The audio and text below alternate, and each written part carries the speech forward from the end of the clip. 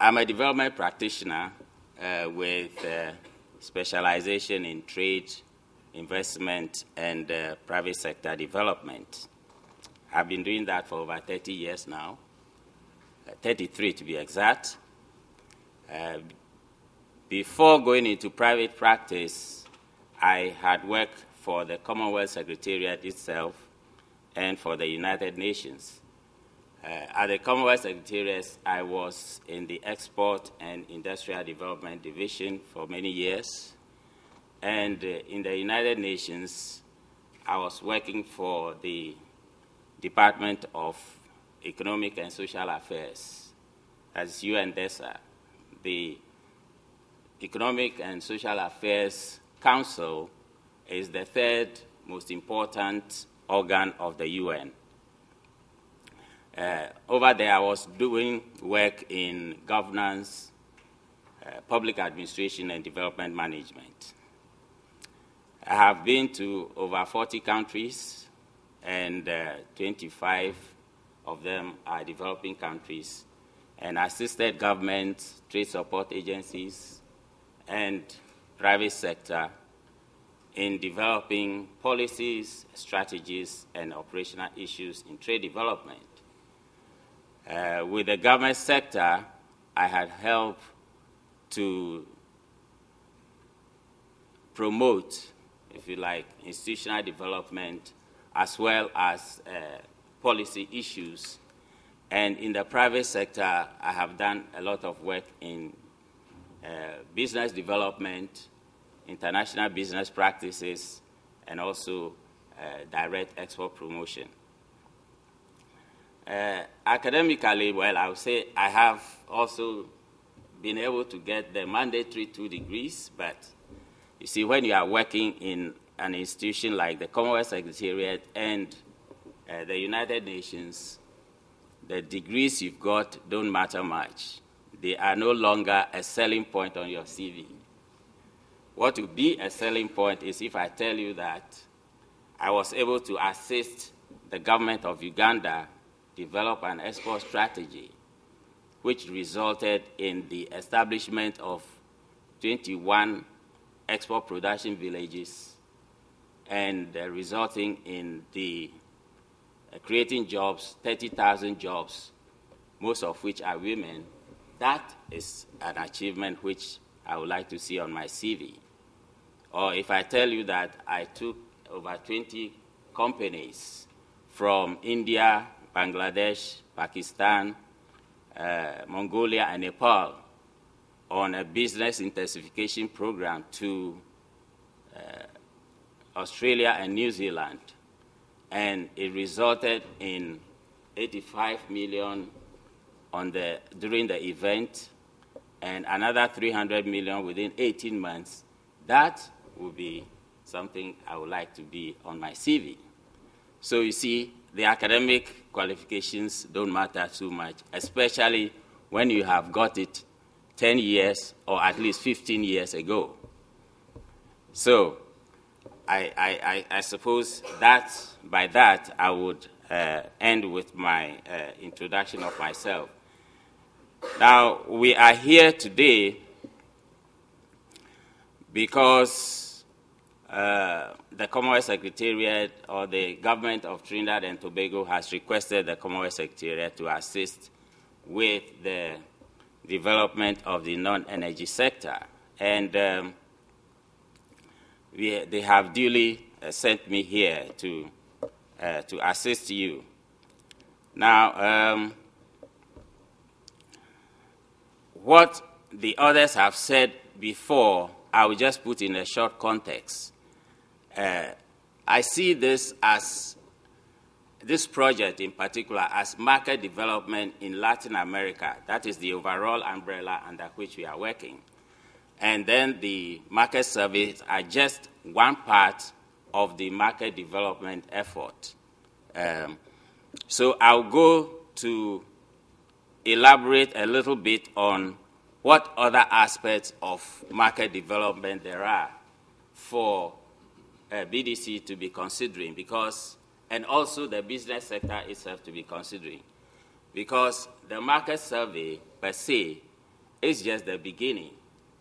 There are 5 more market development activities which can and should help Trinidad and Tobago to diversify its markets and export base for that matter. Now, the market survey itself is a practical market development activity, all right. It is like an extension of the traditional traditional market research. It is a cross between market intelligence and contact promotion. Now, it is usually to find market opportunities. That is its purpose, especially with regard to products. So, and also to find out strategies by which those opportunities can be realized. Now, whereas in market intelligence, you are looking at finding markets for companies or a group of companies. In the case of market survey, what you are doing is you are focusing on the products. You are finding markets for the products. So, in that, which is what we have tried to do this few months.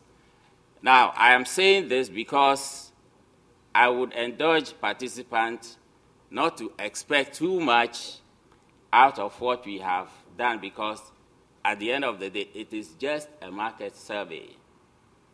You do the market survey, and when you find the opportunities are there, you develop the other strategies by which to take advantage of those opportunities.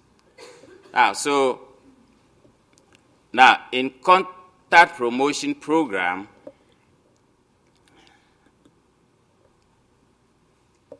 it has 5 phases. Contact promotion program is the real thing.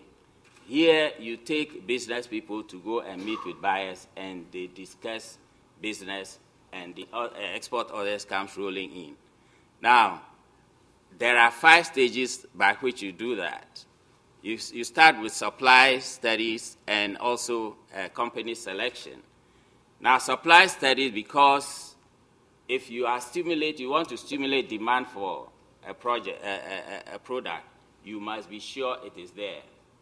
Now, one of the duties of a BDC as a trade support agency is to continually ensure that there is sufficient production base at home, and that anytime there is inquiries from outside, they know who to go to get the products onto the market. Now, so supply study is actually one of the things they should be doing on a continuous basis. However, if you are trying to undertake a contact promotion program, that is something you do first as a first phase. And when you do it, you are sure that the products are there, then you go and do a market investigation, which is a more detailed market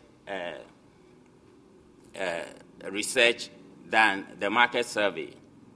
Now, when you do the market investigation, you look at all aspects of the market dynamics, and then you come back to phase 3, where you would have selected exporters who will go to phase 4, and then you brief them. Now, all this, the exporter briefing phase normally should happen the first week after return of the mission. Now, so the market investigation phase does not involve the business people. It is the officials, and maybe if you have a consultant or if you have somebody else who is trying to help you out, that you go and do it for 3 weeks or so, 2 to 3 weeks of market investigation. It's a serious exercise. And then when you come by, you brief the exporters, and you prepare for the contact promotion program, which should come in phase 4. In phase 4, that is the real thing. You take maybe 5 to 10 companies to the market. You would have arranged a meeting with buyers in advance. That is during the market investigation phase. And once you do that, normally you don't leave anything to chance. You are sure business is going to happen before they go to the mission.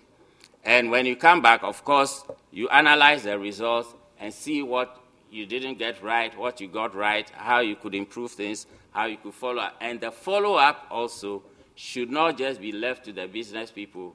The Trade Support Agency, the BDC, should ensure that, they follow up and that the actual exports, the results that they wanted, is achieved. So it's a more detailed exercise than the market survey for which we are here. So, ladies and gentlemen, you can see that there is a lot more work that needs to be done before we can say we are developing the Latin American market or the other markets for that matter. The integrated marketing program is similar to the contact promotion program, but in this particular instance, there is a product upgrading to the market requirements. Usually, you can go to a market, you go to the Euro, for instance, you see that in France, they require a certain size of, maybe water bottle, but then in Belgium, they require another, or even the packaging, the labeling, and so on. Those things do change. So when you come back, you do a product upgrading. During the mission, you may have gotten some export orders already. That is fine. You can go ahead with that. But usually, product upgrading takes place. And in some instances, you may have to get product specialists to come and help you do that and upgrade the products to the market standards.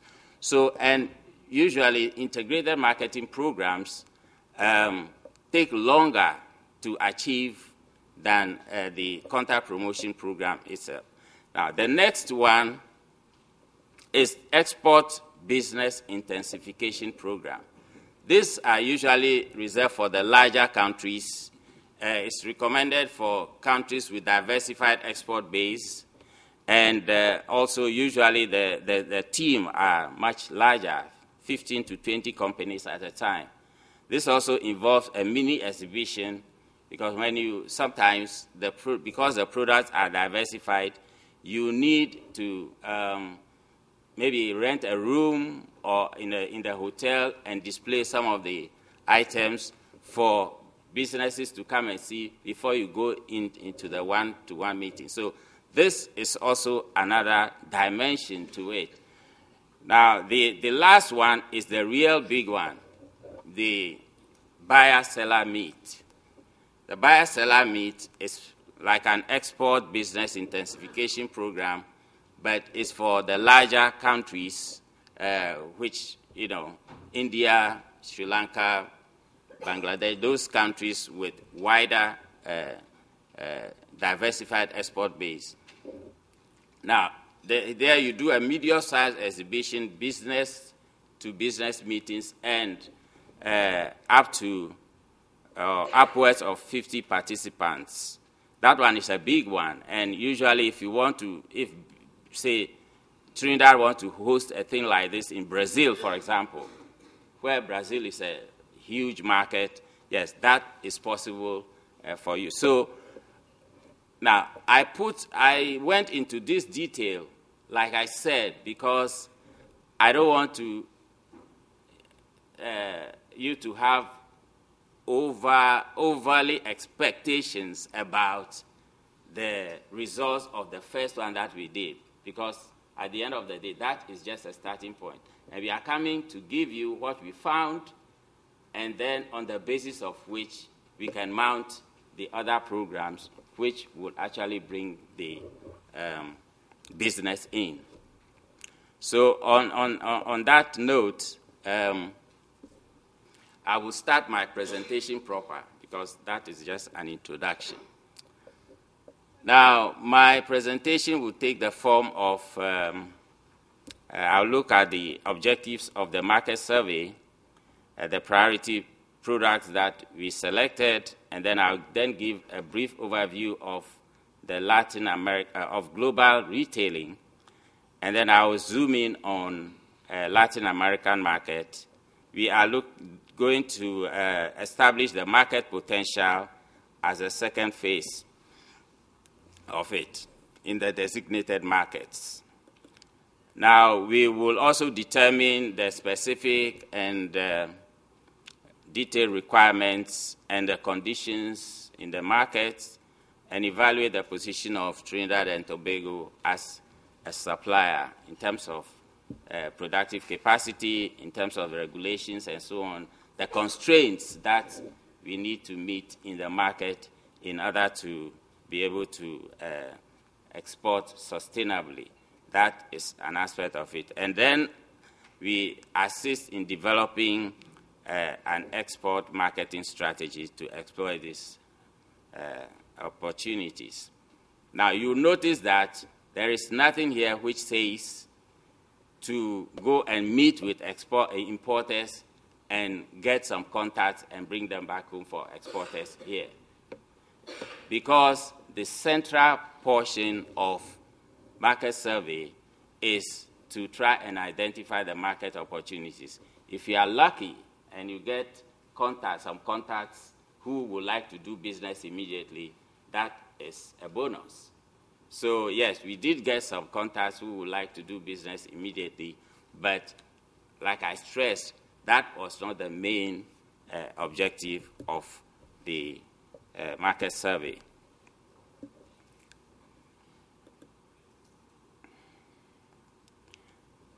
Now, as I said also from the beginning, the market survey has to do with finding market opportunities at product level.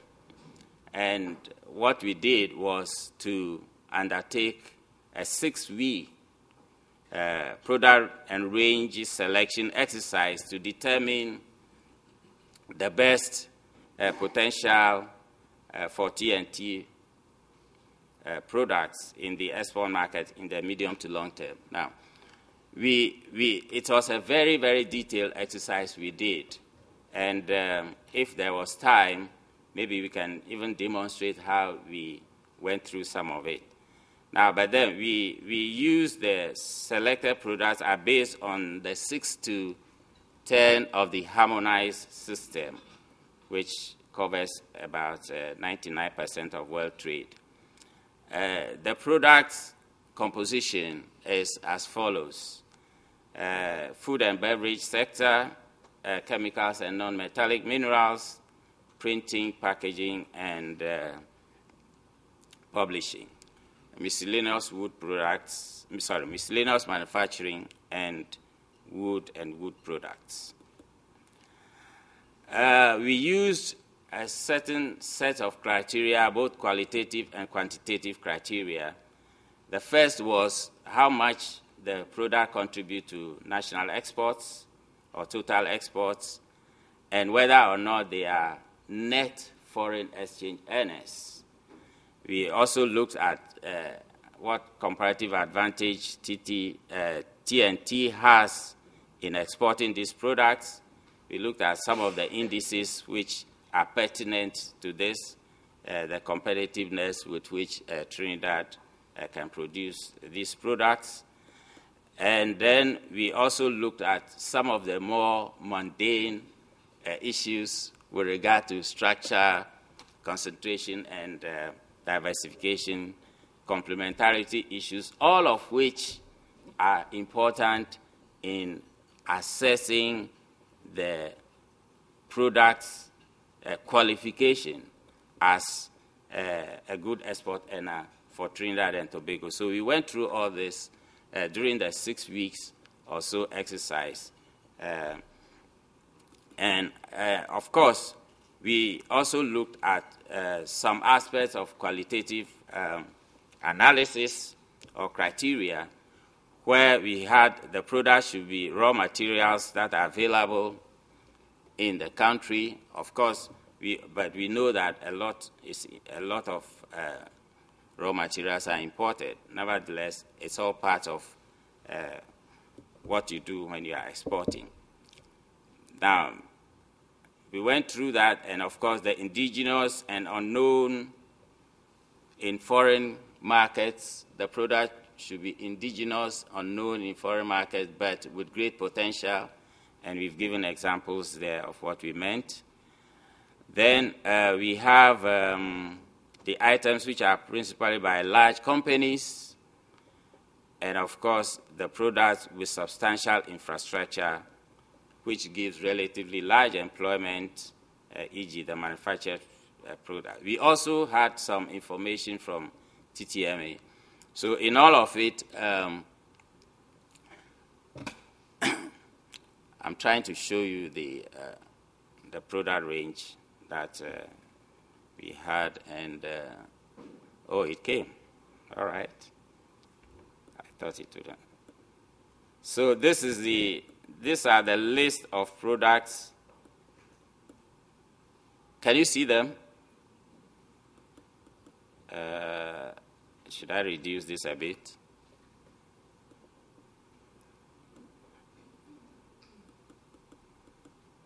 Now, food and beverage sector, we had all this, and I was telling we over here we try to indicate some of the methodology that we used, just to give you an idea of what we went through. So here we have the growing. we have products which are at 4 levels, which are distributed at 4 levels. Either they are growing or they are selling above the world market, and also they have increased market share, or they are selling above the world market, but their market share is reducing, or they are in a declining sector and also are selling below the market, the world market.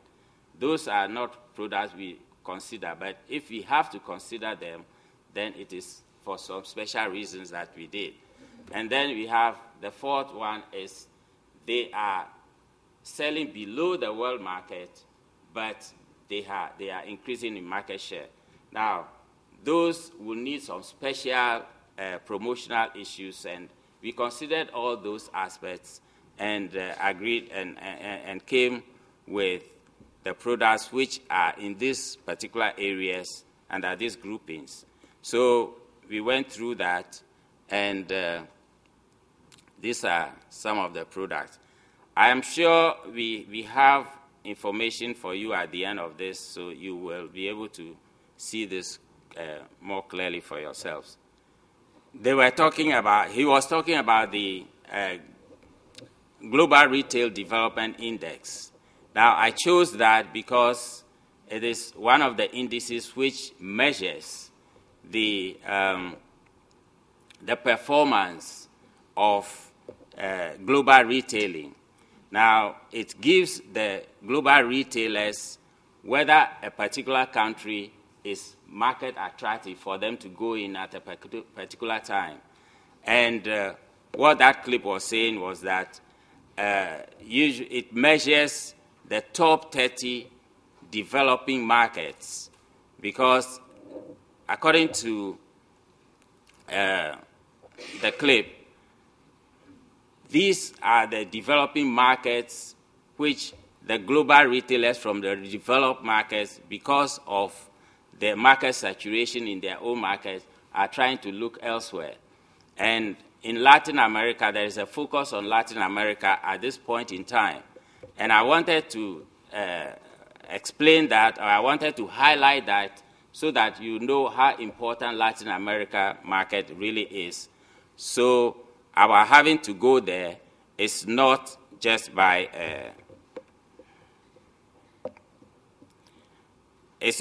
chance, but things are actually happening. Now, the Global Retail Development Index is based on is based on 4 variables: country and business risk, market attractiveness, market saturation, and time pressure. Now, it helps retailers to prioritize global development strategies by ranking the retail expansion and attractiveness of emerging markets. Emerging markets mean developing country markets. Now, it focuses on opportunities for mass merchant and food retailing or retailers, which are typically part of the modern retail, which we will be focusing on. So I brought this because most of what we went to do in the survey is with regard to the food or packaged food items that are mainly produced by Trinidad and Tobago. Now, to give an overview of the global retailing, now they said whilst there was turmoil in Europe, the global retailers are looking to developing markets for their profit frontiers because of improvements in consumer confidence and increasing spending. Now, when you are in the developed countries, consumer confidence for them is everything. If there is consumer confidence, you know that the economies are going to be boosted. So they are trying to follow in the developing countries the improvement in consumer confidence, which is why they want to go to the developing countries and to Latin America in particular. Now, if we had heard this video clip properly, it would have put all of this in perspective. However, I'll just go on and explain the rest. Now, what is saying there is that 4 of the global retailers, they realize their earnings grew 2.5 times in developing countries than in their home countries. Those are some of the overviews that e-commerce and mobile commerce is outpacing physical retail, demonstrating that internets are both a viable complement to brick and mortar operations. It's not a replacement to it, but just a complement to it. Now, Brazil is one of the Latin American countries which hold top position in the Global Retail Development Index this year. It did so last year, and together, what Mariotti was saying in the clip was that 7 of the countries were in the index this year alone, 7 of them, which makes Latin America quite an important region. In fact, they said it's even becoming a magnet for global retailers. Now,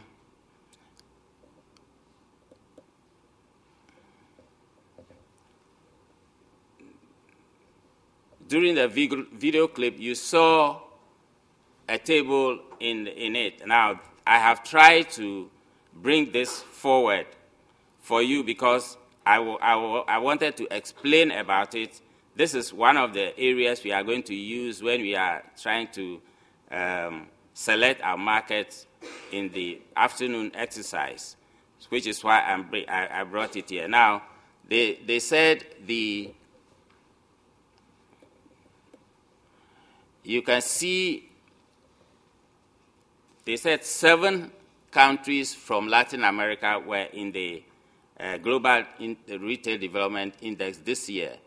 And as you can see, Latin America, Brazil, can you still stay? Brazil, Chile, Uruguay, and Peru are in the top 10. And then we have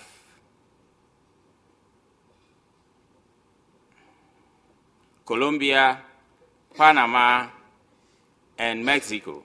Now, the reason I brought this also is because this year it's only Panama which is part of the 30, the best 30 markets.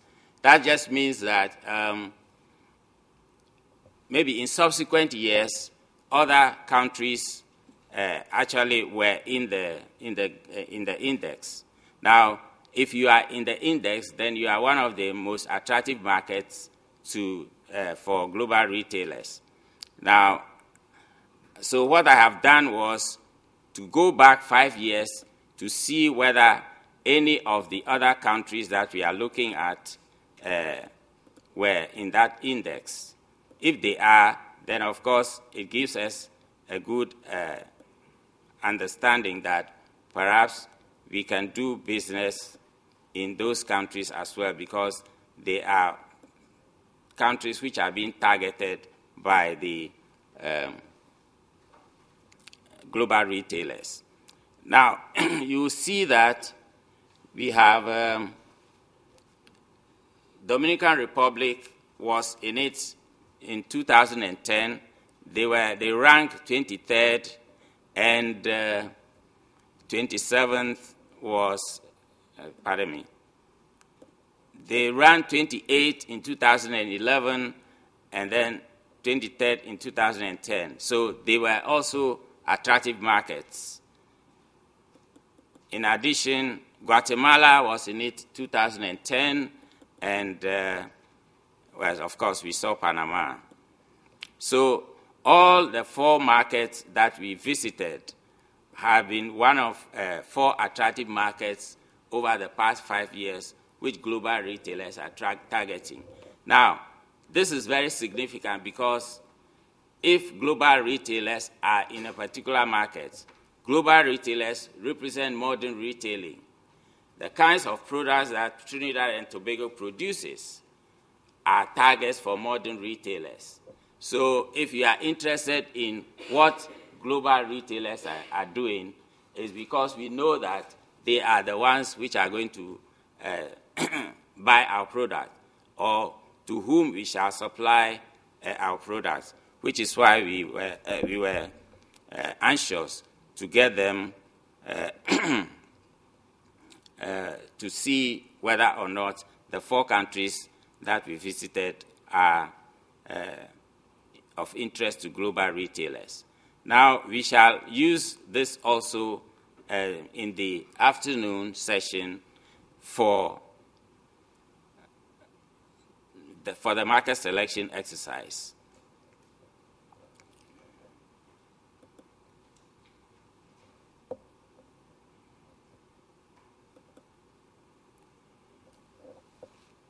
Now, in Latin America,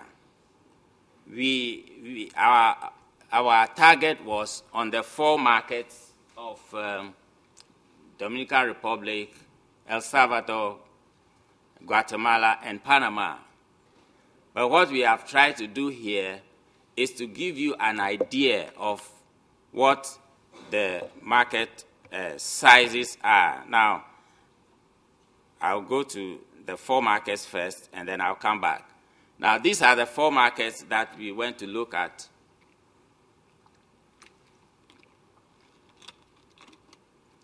And what I've tried to do there was to give you an idea of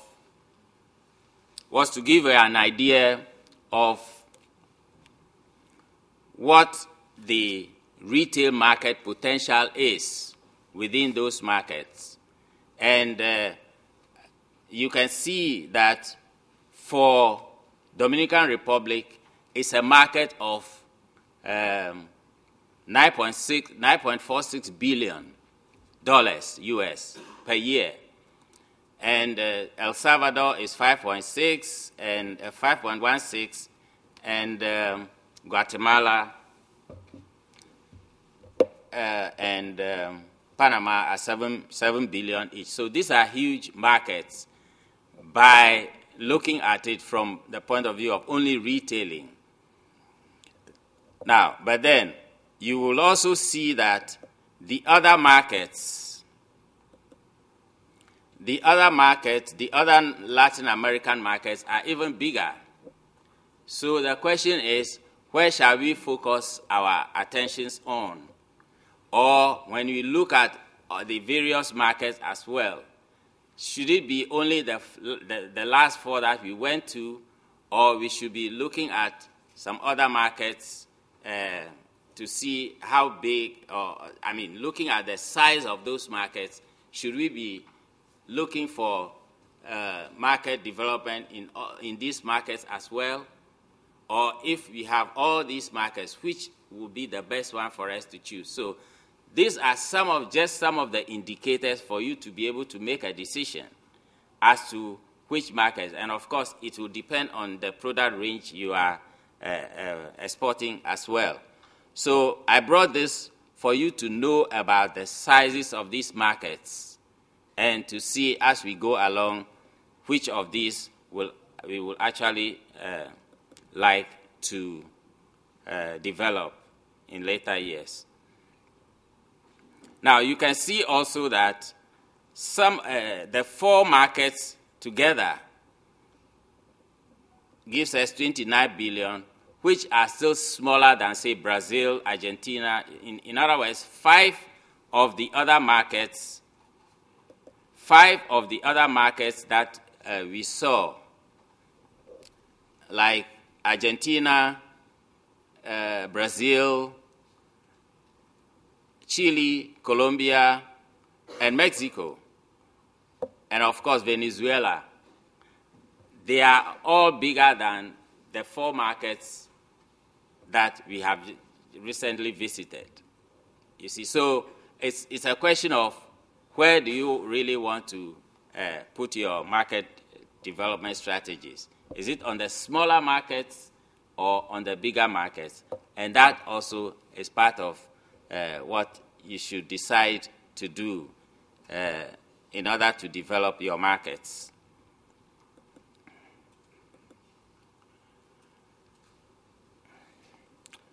Now, to give some overview of the Latin American market itself, now, according to the United Nations Economic Commission for Latin America and the Caribbean, 56 million households in Latin America joined the middle class over the 15 years between 1995 and 2010. That is huge. That's a significant, because if you want to actually sell to these people, you know, once you join the middle class, your income level is increasing, and therefore, you know, it's a huge step for any retailer or anybody who is looking for market development. So 56 million in Latin America alone now. And the population, we have a younger population, as it were. Some of them, of course, there are some income inequalities and so on and so forth. But the whole prospect is that there will be good prospect for social mobility, or at least improvement in income levels. Now, these are some of the demographic issues which has to do with the market accessibility, that how good or how important the market is going to be for our exporters. Now, also, we are looking at some of the statistics about the emerging markets of the 535 million people. It says 30 to 40% of them have increasing purchasing power. They represent the purchase, which is also huge, because that tells you that Latin America is also a market to look at. There are low-income segments there as well, but then at the end of it all, you want people with the purchasing power and be able to exploit. Now, there were significant barriers despite significant barriers, low-income consumers are still attracted to large supermarkets. I will explain what that means later, creating opportunities for large chains to meet their needs. And then traditionally, the group's needs are met largely by small retailers. In comparison to supermarkets, because maybe they fail to meet their needs at the point of In comparison, large supermarket chains fail in key areas in the minds of these customers. Now, the retail internationalization in Latin America is increasing because over the past 15 years,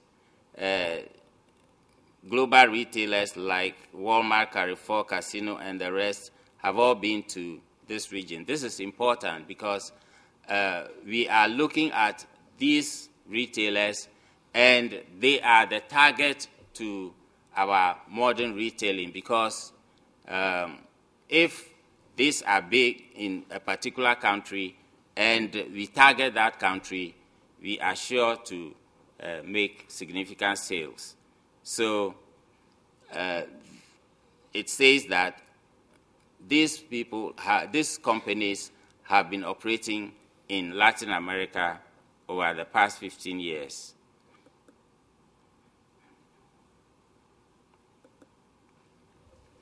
Now,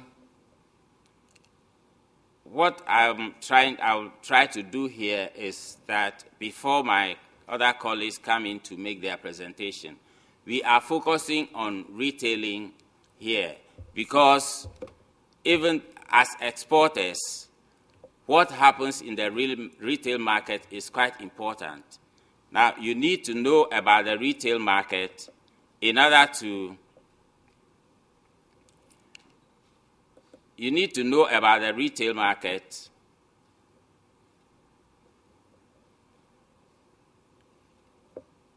find what your strategy is going to be in terms of getting suppliers to those markets.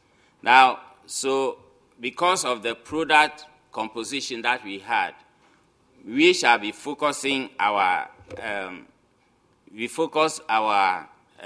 research or market survey on the grocery and not grocery sector.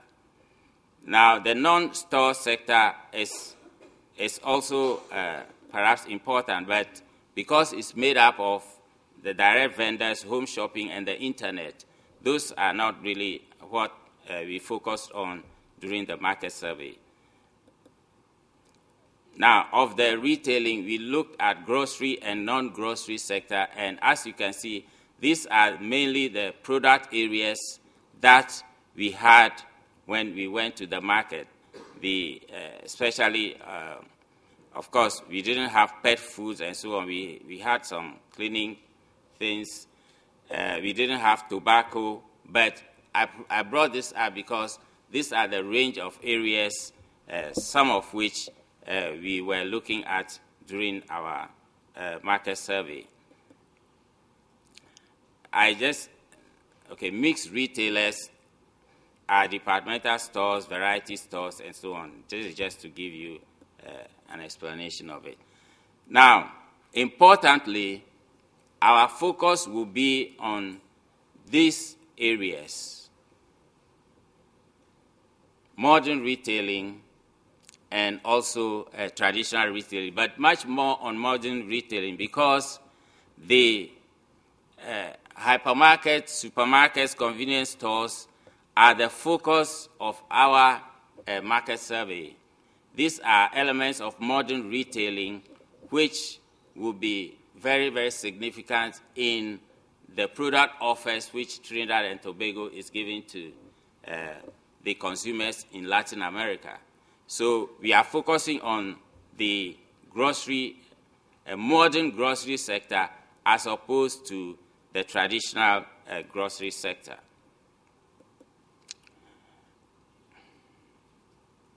But what he's saying is that the modern grocery sector, which we are looking at, is a bit underdeveloped in Latin America. This is a fact. This is some of the findings that we had when we went. But modern grocery retailing is our focus, but what we are saying here is that we discovered it is still underdeveloped in Latin America. And if you look at a comparison for modern retailing, this is what you get. Now you see that Europe and North America and Western Europe are the highest at over 80% in modern retailing. But when you look at Latin America, it's quite low. It's still developing. It has the potential to develop. It's not bad. It's not bad because over the next few years, once it develops, the potential can be exploited even better. So you see that it is underdeveloped, but it's not all bad news. Now, to get you a figure of it, it's around 45%, and Europe is the highest at 80%.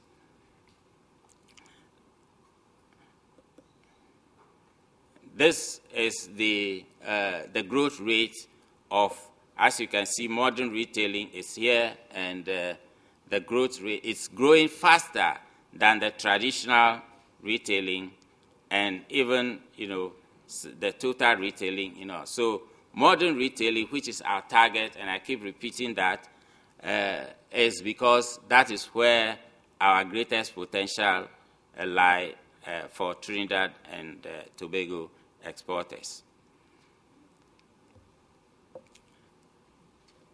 Now, in the market, what we also discovered was that there are two trends there in consumer habits in the grocery retailing market in Latin America, and that is convenience and price. Convenience means close to home, clean service, clean self-service, and safe environment for consumers. And also the price means low prices and, of course, good quality. Now, what are the reasons for this? It says a younger and increasing urban population, poor urban planning, and lack of safety in certain areas increase the appeal for close-to-home formats. Then consumers on limited daily budget cannot afford bulk buying from large outlets and private labels. So pricing strategy is moving to more affordable local brands and smaller packages for low daily consumers on low daily budget. Now, this is very important because this is what the market is saying. Now, if you are a producer in Trinidad and Tobago who wants to supply these markets, you have to know that now the trend now is on convenience and low pricing. And, of course, because we have the low-income group are in the majority, you need to meet their needs, which means you have to adapt your product. You have to maybe produce smaller packs. You have to make sure that they are affordable. And, of course, as for convenience and close-to-home formats, those are not, strictly speaking, what you should worry about because you are not actually going to set up in the market. All that you want is distributors who are able to give those who are actually setting up in the market. But it is an information you should know that this is what is happening in the market. Now, retailing formats are evolving to meet consumer needs.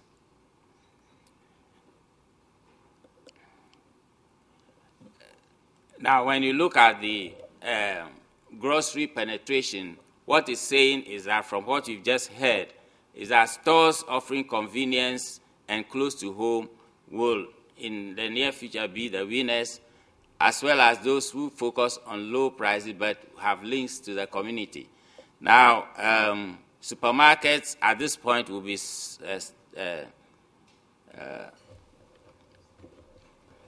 be having a difficult time.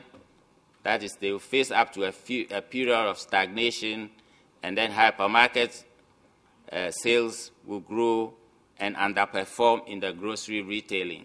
Now, because of the convenience and price as the issue sweeping Latin America now, this will have some problems.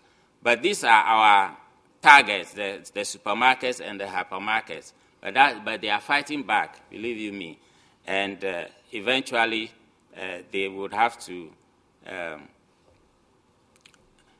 overcome those difficulties and be able to sell.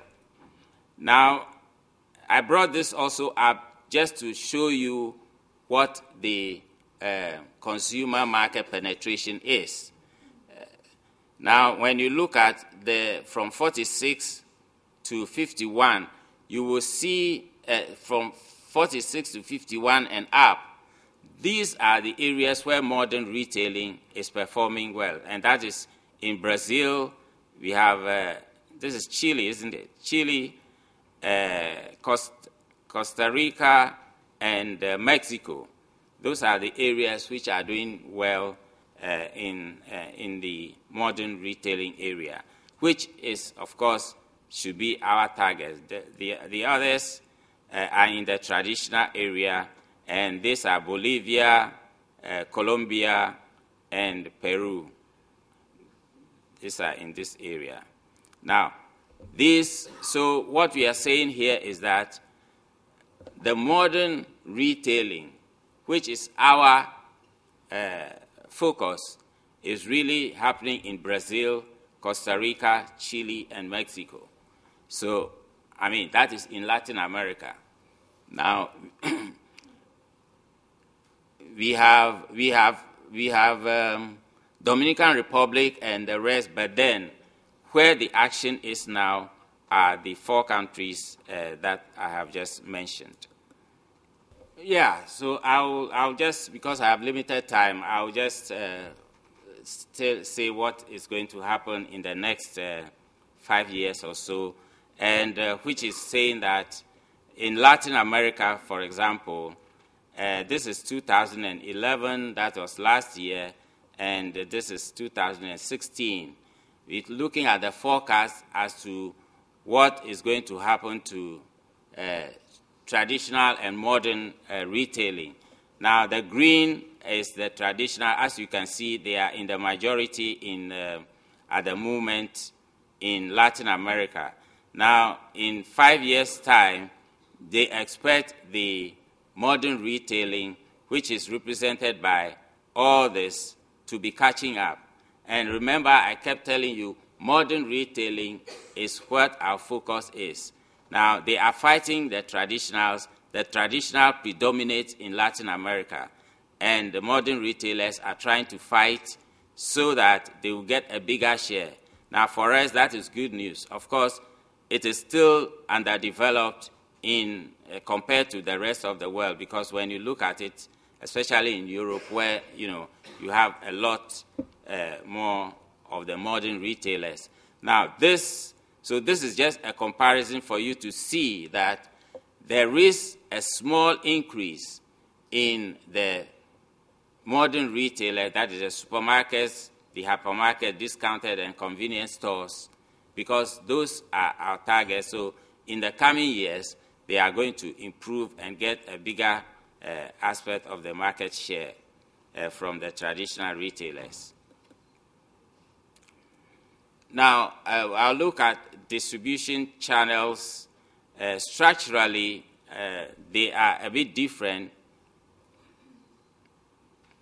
although in the intermediate distribution channels, they are equally, they are the same. Now, many countries are still use the traditional manufacturer, importer, wholesaler, distributor, and retailer formats. So what I wanted you to see are what actually happens.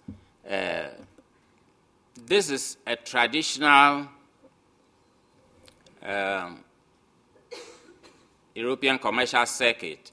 It tells you what actually happens in the market in terms of importer, wholesaler, the local producers in the grocery market, and what the various retail formats are, how they are interrelated, and so on and so forth. Now, in the European markets, you can see the size of modern retailing is so big. We saw that it is 80%. Now, it's so large because that has much more developed. It's much more developed. And look at the traditionals. And the various traditionals is very, very small indeed. Now, the difference between this and the Latin American market is what I wanted to show us. But of course, you will get this presentation, and so you can study it better for yourselves. Now, you can see that the traditional retailing is huge here in Latin America. And this is what the modern retailers are fighting for. They are fighting to be able to get a bigger share of the retail environment. And therefore, it is some of the things that is happening in Latin America which we should keep eye on. Because, you see, the traditional retailers are very small. We met a lot of them in the 4 countries that we visited. And those are not really our target groups. And so I just want to show you how the commercial circuit looks like. And, of course, if you had time, you could explain it a little more.